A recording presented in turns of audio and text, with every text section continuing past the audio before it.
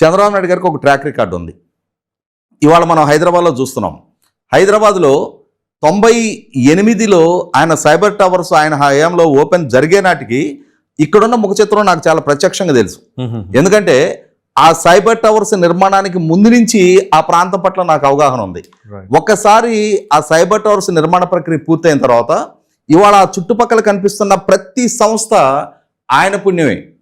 ఇప్పుడు అక్కడ ఉన్న డెలైట్ కానీ, ఒరాకిల్ కానీ, డెల్ కానీ, హెచ్ఎస్బిసి కానీ, టీసీఎస్ కానీ, రహేజా మైండ్ స్పేస్ కానీ, వేనాన్బర్గ్ ఐటీ కానీ, అక్కడ కనిపించే హైటెక్ సిటీ సైబర్ పెరల్ అంటారు అది కానీ, హైటెక్ సిటీ ఫేజ్ 2 కానీ, ఫైనాన్షియల్ డిస్ట్రిక్ట్ కానీ, అక్కడ ఉన్న ఇన్ఫోసిస్, ఐఎస్బి, మైక్రోసాఫ్ట్, పొలారిస్, అంటే అప్పుడు క్యాన్బే అనేవాళ్ళు, ఇప్పుడు అది క్యాప్ జెమినీ అయింది, ఇన్ఫోటెక్, ఇట్లా మనకి కంటికి కనిపించే ప్రతి సంస్థ ఆయన హయాంలో గ్రౌండింగ్ అయ్యాయి. ఇవాళ అటువంటి సంస్థలని వీలైనంత ఎక్కువగా ఛానలైజ్ చేయగలిగిన అనుభవము, పరిజ్ఞానం ఆయనకు ఉంది. ఆ విస్తృతమైన కాంటాక్ట్స్ ఆయనకు ఉన్నాయి.